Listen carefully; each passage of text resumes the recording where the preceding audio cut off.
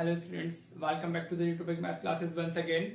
हम लोगों ने कल स्टार्ट किया था pair of linear equation in two variable और हमने टाइप्स ऑफ लाइन देखा था कि हमें कैसे पता चलता है कि हमारी पैरेलल लाइंस है, इंटरसेक्टिंग लाइंस है या कोइंसिडेंट लाइंस है और उनके सॉल्यूशंस क्या होते हैं, राइट। तो हमने बहुत बेसिक से क्वेश्चन कल बहुत बेसिक क्वेश्चन ट्राई किया था कि कैसे हम पता लगाने वाले हैं कि हमारे सॉल्यूशंस कितने हैं या हमारी लाइंस कौन सी हैं, राइट। तो वो तो हो गया वेरी फंडामेंटल क्वेश्चन, राइट। कभी कभी 1 मार्क में पूछा जाता है, लेकिन जो उसका एडवांस वर्जन है जिसपे क्वेश्चन आते हैं वो अभी आज हम डिस्कस करने वाले हैं। देखिए स्टार्ट करते हैं कि कैसे क्वेश्चन बेसिकली पूछे जाते हैं, राइट। तो क्वेश्चन लिखा हुआ है आपके सामने, फाइंड द वैल्यू ऑफ के for which the following system of equations has a unique solution. क्या दिया हुआ है आपको?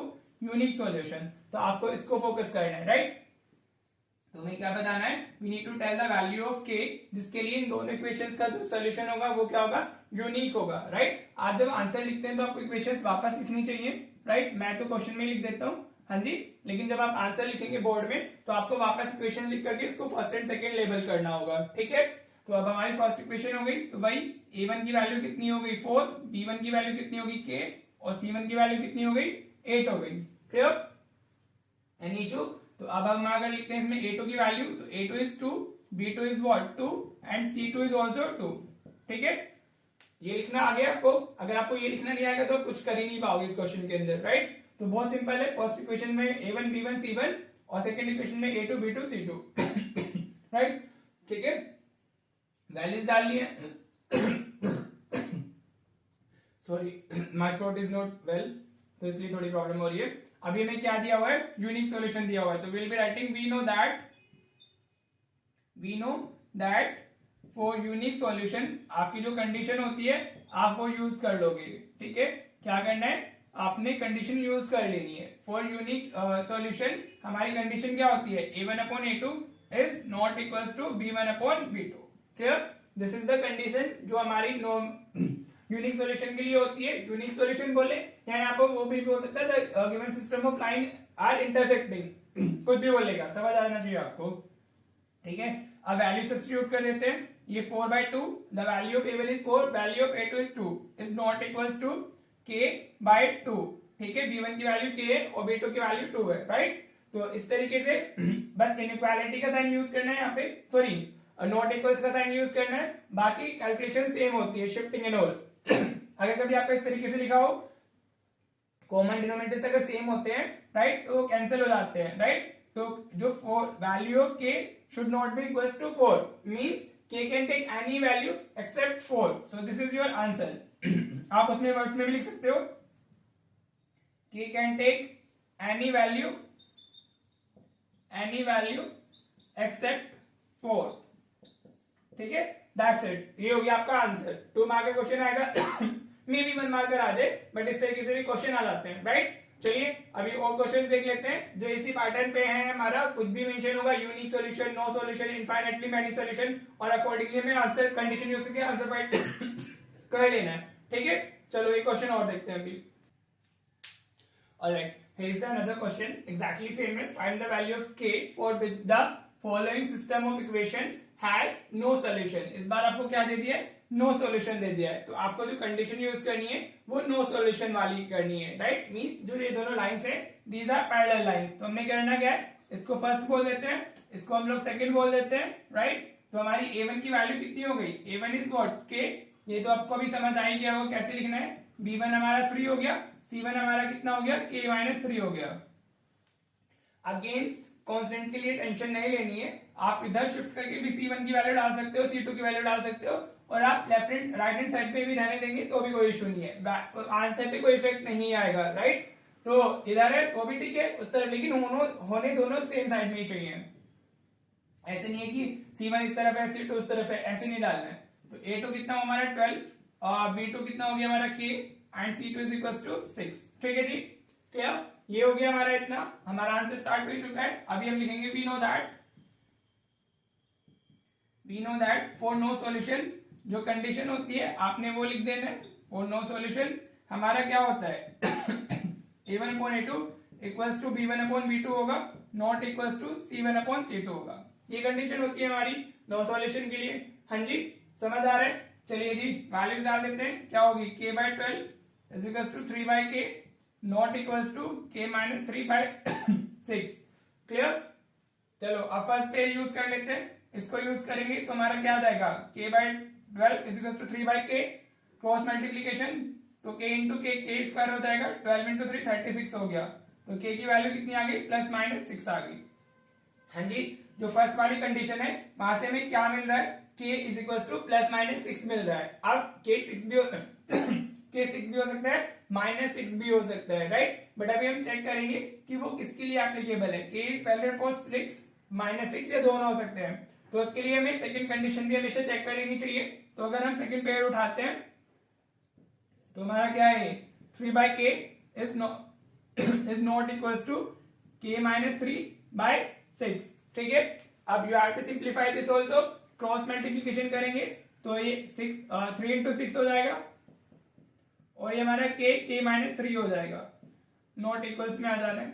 हाँ जी, समझ आ रहा है? तो ये 18 हो गया, not equals to k square minus 3k हो गया, राइट। एक क्वाड्रेटिक इक्वेशन बन जा रही है। तो इसको 18 को उधर शिफ्ट करते हैं तो यहाँ 0 not equals to k square minus 3k minus 18 हो गया। हाँ जी, एक क्वाड्रेटिक इक्वेशन आ गई है। टाइम फैक्टराइजेशन या मिडिल टर्म स्प्लिटिंग से इसकी k की वैल्यू फाइंड करते हैं। तो इसमें हमारा क्या है, k square minus 3k minus 18 is not equals to 0। इसको ऐसे लिख लेते हैं। अब 18 के फैक्टर्स क्या होते हैं, 6 इंटू 3। हाँ जी, हमें माइनस 3k चाहिए तो हम लिखेंगे k square minus 6k plus 3k minus 18 is not equals to 0, right. ये फंडामेंटल का पार्ट है। मिडिल टर्म स्प्लिटिंग तो आपको जरूर आनी चाहिए, काफी इंपॉर्टेंट होती है। आप फर्स्ट टू टर्म से k कॉमन लेंगे तो k minus 6, second two term से 3 कॉमन लेंगे तो k minus 6 not equals to 0 चल रहा है इस तरफ हमारा। तो दो फैक्टर्स आ जाएंगे, k प्लस 3 और k minus 6 not equals to 0। हाँ जी, समझ आ रहा है? तो यहां से हमारा क्या, k plus 3 not equals to 0 होना चाहिए और k minus 6 not equals to 0 होना चाहिए। ठीक है जी, कोई सा भी एक नॉट इक्वल्स टू 0 होगा तो k should not be equals to minus 3, इधर शिफ्ट करते हैं, और k should not be equals to plus 6। हाँ जी, समझ आया? तो अगर आप ये वाला केस सिंप्लीफाई करते हो तो आपको ये दोनों वैल्यूज मिल रही हैं। तो इसका मतलब क्या है, k 6 नहीं होना चाहिए। बट हमें यहाँ से क्या मिल रहा था, k या तो 6 हो सकता है या k माइनस 6 हो सकता है। समझ आ रहा है? तो हमारा आंसर क्या होगा, final answer will be k is equals to minus 6। हाँ जी, this will be your final answer. Plus 6 will not be your answer. आपको क्या लेना होगा, k माइनस 6 लेना होगा, तभी लाइंस जो दोनों है इनका कोई सोल्यूशन नहीं होगा। होपफुली आपको क्लियर हो गया होगा। कभी कभी बच्चा क्या करता है, वो सिर्फ फर्स्ट पेज सॉल्व करके आंसर डाल देता है, समझ आ रहा है, वो सेकंड पेज यूज ही नहीं करता है। ठीक है, तो उसका आंसर गलत हो जाता है, राइट। आपको मार्क मिलेंगे लेकिन फुल नहीं मिलेंगे, समझ। तो आपको सेकंड पेज के साथ भी जाना होगा, राइट। आपको होपफुली क्वेश्चन क्लियर हो गया होगा। चलिए अब एक इनफाइनाइटली मैनी सॉल्यूशंस का भी क्वेश्चन देख लेते हैं कि वहां से क्वेश्चंस कैसे आते हैं। ऑलराइट, देखिए क्या क्वेश्चन है, सेम क्वेश्चन है। इस बार क्या दे दिया है, सिर्फ इनफाइनाइटली मैनी सॉल्यूशंस दे दिए हैं, राइट। कुछ भी आ सकता है क्वेश्चन में। हाँ जी, तो करना कैसे है भाई, let this is first equation, this is second equation. हाँ जी, फर्स्ट एंड सेकंड तो आपने स्पेसिफाई कर ही लेना है इसको।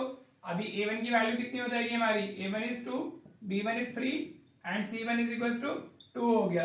Any issue? समझ आ रहा है ना? अब तो समझ आई गया होगा लिखना कैसे। a2 कितना हो गया हमारा, k प्लस 2।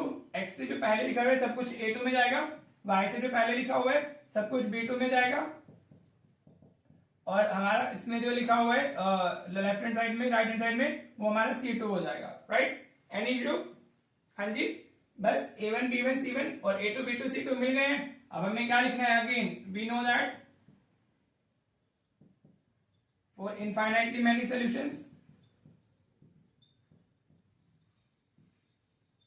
क्या कंडीशन होती है बताइए।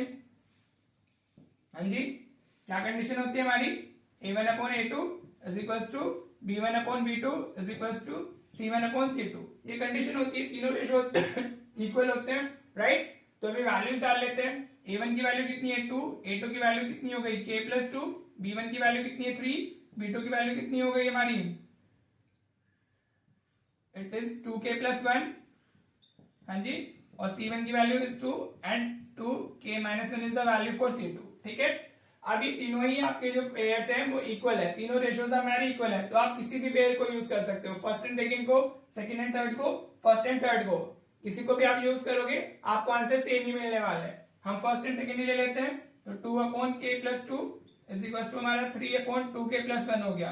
क्रॉस मल्टीप्लीकेशन कर लीजिए, तो ये 2k+1 आ जाएगा और ये 3k+2 हो जाएगा, राइट।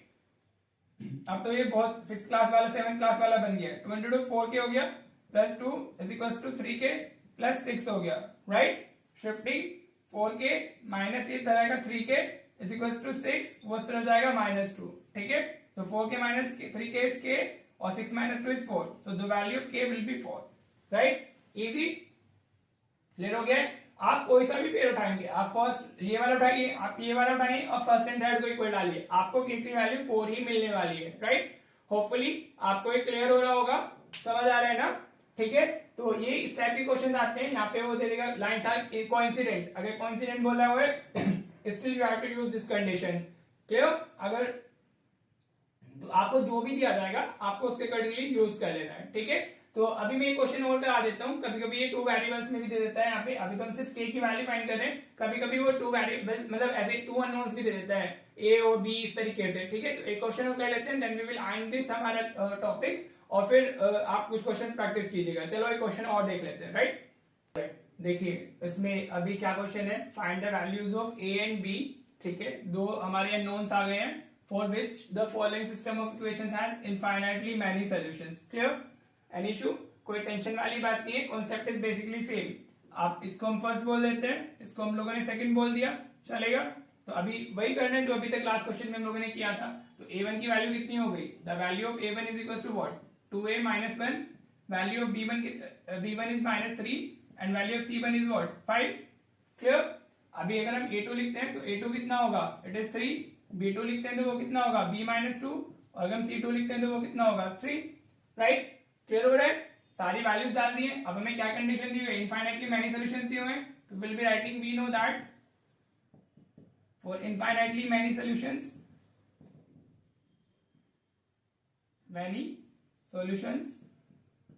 ठीक है।